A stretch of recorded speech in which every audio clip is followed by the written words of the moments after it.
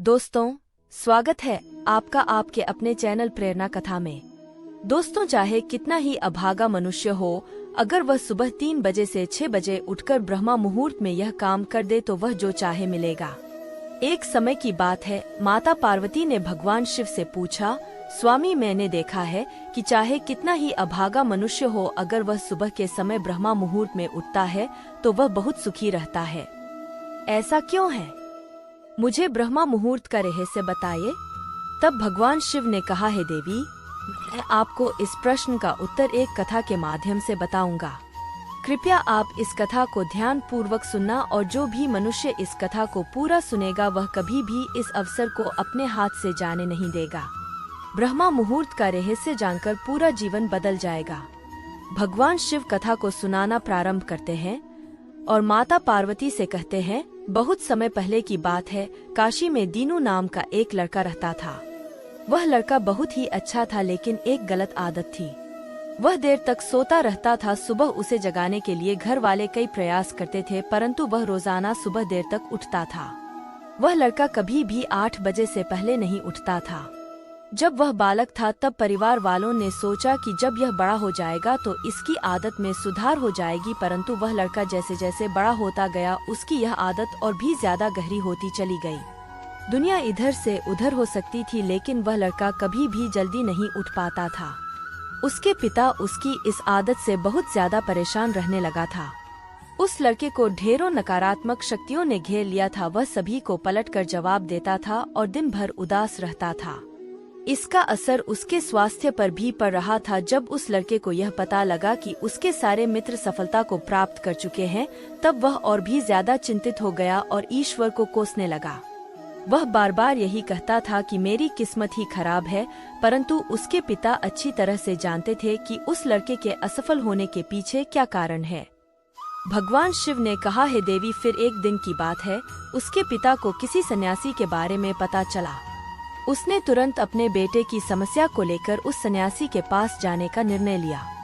सन्यासी को बेटे की आदतों के बारे में बताया और सन्यासी ने कहा कि कल आप अपने बेटे को इस आश्रम में आने को कहिए। फिर उस लड़के का पिता अपने घर की ओर चला गया। उसे पता था कि अगर वह सीधे तरीके से अपने बेटे को सन्यासी से मिलने के लिए कहेगा तो वह कभी तैयार नहीं होगा। उसने अपने बेटे को अपने पास बुलाया और कहा, तुम्हारे सारे मित्र जीवन में सफलता प्राप्त कर चुके हैं, क्या तुम सफल नहीं होना चाहते हो? लड़के ने उत्तर दिया कि जरूर पिताजी, परंतु जब भी मैं अपने मित्रों से उनकी सफलता का रहस्य पूछता हूँ तो वह मुझे कुछ नहीं बताते हैं। भगवान शिव ने कहा, है देवी, फिर उसके पिता ने कहा कि मुझे यह रहस्य पता चल गया है कि वह सभी क्यों सफल होते जा रहे हैं। तब उस लड़के ने बड़ी उत्सुकता से पूछा, क्या पता चल गया है पिताजी? कृपया करके आप मुझे बताइए। उसके पिता ने कहा कि कल सुबह तुम्हें एक सन्यासी के आश्रम में जाकर उनसे मिलना है। यदि तुम वहां पर समय से पहुंच गए तो वह सन्यासी तुम्हें ऐसा मंत्र बताएंगे जिससे तुम सफल हो जाओगे। परंतु एक समस्या है। लड़के ने कहा कि पिताजी, मैं कल पूरी रात जागता रहूंगा और सुबह सन्यासी से मिलकर आऊंगा। उसके पिता ने कहा कि ठीक है, तुम वहां जाकर उस सन्यासी की आज्ञा को मानना। पिता की बात सुनकर वह लड़का बहुत अधिक खुश हुआ। जीवन में पहली बार रात्रि में वह जागता रहा, परंतु थोड़े ही समय में उसे नींद आ गई और वह सो गया। फिर अगली सुबह जब वह उठा तो उसे पता चला कि सन्यासी से मिलने का समय समाप्त हो चुका था। उसके पिता ने लड़के की तरफ देखा और कहा कि तुम जीवन में कभी सफल नहीं हो पाओगे, जाओ और जाकर सो जाओ। पिता की यह बात सुनकर उस लड़के को बहुत दुख हुआ। उसने मन ही मन स्वयं को चुनौती दी कि कल सुबह वह सन्यासी से मिलने अवश्य जाएगा।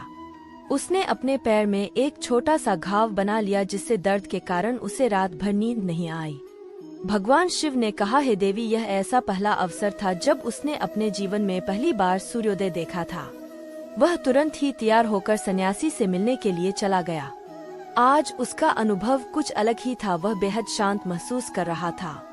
चलते चलते वह लड़का जैसे ही सन्यासी के आश्रम में पहुंचा तो वहां पर उसने देखा कि सन्यासी और उसके सभी शिष्य ध्यान लगाकर बैठे हुए थे।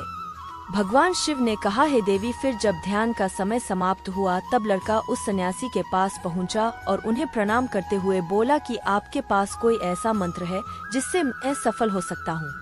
कृपया करके मुझे वह मंत्र बताइए। मैं भी अपने मित्रों के समान सफल होना चाहता हूँ और अच्छा जीवन जीना चाहता हूँ। भगवान शिव ने कहा, हे देवी। फिर सन्यासी मुस्कुराए और बोले, अच्छा तो तुम वही बालक हो। तुम्हारे पिताजी मुझसे मिलने आए थे और उन्होंने तुम्हारे विषय में मुझे सब कुछ बता दिया था।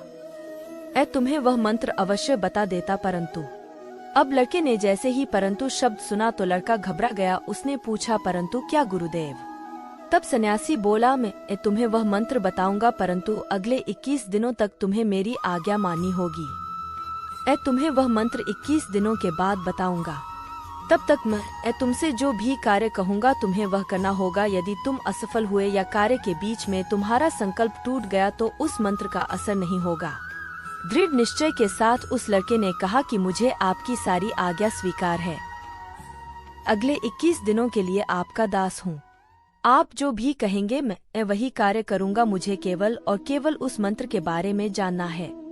फिर सन्यासी ने उस लड़के से कहा कि ठीक है, कल से तुम्हारा कार्य शुरू होगा। तुम इसी आश्रम में निवास करोगे। वह लड़का आश्रम में निवास करने के लिए तैयार हो गया। सन्यासी ने कहा कि यहाँ रहते हुए तुम्हें ब्रह्मा मुहूर्त में उठना होगा और दूसरे शिष्यों की तरह ध्यान और तप करना होगा। साथ ही आश्रम के कार्यों में भी सहायता करनी होगी। ध्यान रहे, यह संकल्प टूटना नहीं चाहिए। अब लड़का सन्यासी की बात से सहमत हो गया और अगले दिन से उसके कार्य के दिन की शुरुआत थी। इस बार उसने दृढ़ निश्चय किया, परंतु 1 सप्ताह बीतने के पश्चात ही उसका संकल्प टूट गया और वह 8वें दिन देर तक सोता रहा। जब वह नींद से जागा तो उसने कहा कि मुझसे कितनी बड़ी भूल हो गई है। वह रोते हुए सन्यासी के पास पहुंचा और कहने लगा कि हे गुरुदेव, मेरा संकल्प टूट गया। अब मैं जीवन में कभी सफल नहीं हो पाऊंगा। सन्यासी ने उसे समझाते हुए कहा कि एक बार फिर से शुरुआत करो, फिर से संकल्प करो। फिर लड़के ने सन्यासी से पूछा कि सुबह उठना इतना आवश्यक क्यों होता है और यहाँ पर सभी लोग इतनी जल्दी क्यों उठ जाते हैं। तब सन्यासी ने लड़के को समझाते हुए कहा कि सुबह यानी ब्रह्मा मुहूर्त में उठने के पीछे बहुत बड़ा विज्ञान छुपा हुआ है। लड़के ने कहा कि कृपया मुझे वह विज्ञान बताने की कृपा करें। सन्यासी ने कहा कि रात्रि को 4 पहर में बांटा गया है।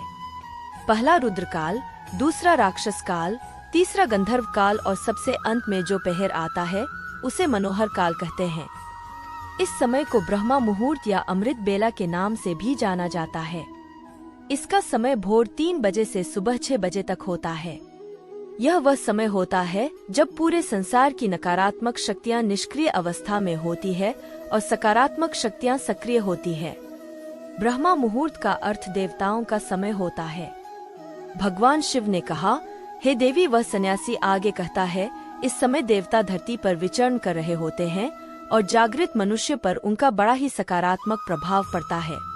ब्रह्मा मुहूर्त ऐसा समय होता है जिसमें मनुष्य का मस्तिष्क बिल्कुल खाली होता है, जिसमें किसी प्रकार के कोई विचार नहीं होते हैं। और जब इस समय व्यक्ति अपनी पुस्तक खोलकर पाठ का अध्ययन करते हैं तो उन्हें सब कुछ जल्दी जल्दी याद भी होता है और यह लंबे समय तक याद रहता है।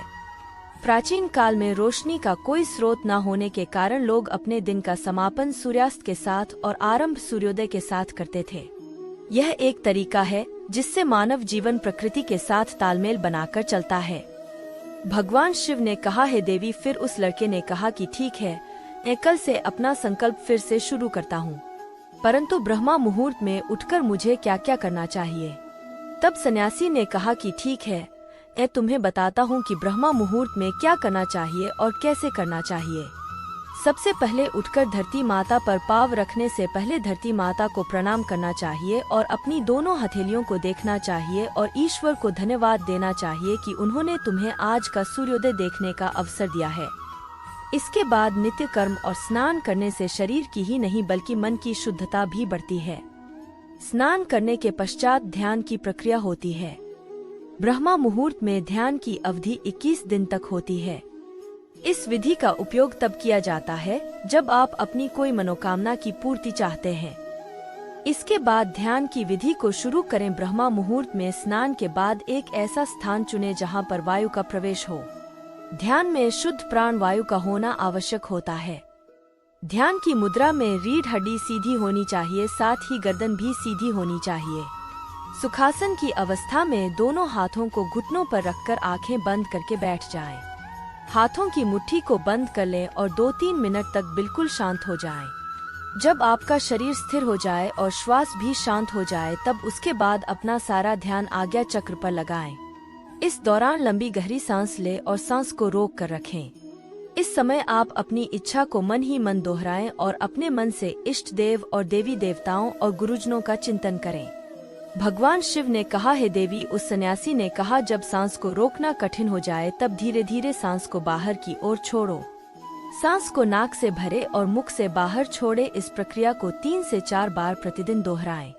ऐसा प्रतिदिन करने से आपकी जो मनोकामना है वह अवचेतन मन तक अवश्य पहुंच जाएगी और इच्छा पूर्ति जल्दी ही होगी। आज्ञा चक्र सक्रिय होता है और हमारी आज्ञा को पूरा करता है। सांस को रोक कर रखने के दौरान शरीर में आपातकाल की स्थिति हो जाती है, जिससे कि आप बेकार की बातें सोचने और विचार करने से बचते हैं।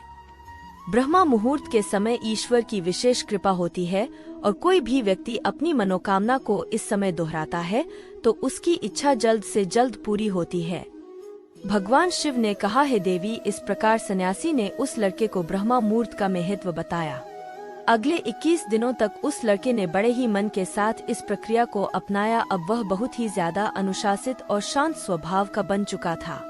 उस लड़के ने जैसे ही अपना संकल्प पूरा कर लिया, उसके बाद वह लड़का बड़े ही प्रसन्न भाव से सन्यासी के पास पहुंचा और कहने लगा है गुरुदेव, मैंने 21 दिनों का संकल्प पूरा कर लिया है। अब कृपया मुझे सफल होने का मंत्र बताइए। तब उस सन्यासी ने मुस्कुराती हुए कहा कि पिछले 21 दिनों से जो अभ्यास तुम करते आए हो वही तुम्हारी सफलता का मंत्र है। जो व्यक्ति ब्रह्मा मुहूर्त में उठकर ध्यान प्रक्रिया को सही से करते हैं वह जीवन में कभी असफल नहीं हो सकते। तुम्हें ब्रह्मा मुहूर्त का रहस्य पता चल चुका है, अब तुम इसे जीवन पर्यंत करो। तुम्हें जीवन के लक्ष्य और सफलता दोनों प्राप्त होंगे। उस लड़के ने सन्यासी को धन्यवाद दिया और ब्रह्मा मुहूर्त के नियमों का पालन जीवन पर्यंत तक करने का वादा भी किया। भगवान शिव ने कहा है देवी, अब तो आपको पता चल गया होगा कि ब्रह्मा मुहूर्त में क्या होता है। तब माता पार्वती ने कहा है स्वामी, अब मुझे ब्रह्मा मुहूर्त का संपूर्ण ज्ञान हो गया है। इतना कहकर माता पार्वती ने भगवान शिव को प्रणाम किया। वीडियो अगर पसंद आया हो तो वीडियो को लाइक और हमारे चैनल को सब्सक्राइब करें और अपने दोस्तों के साथ शेयर करें। धन्यवाद।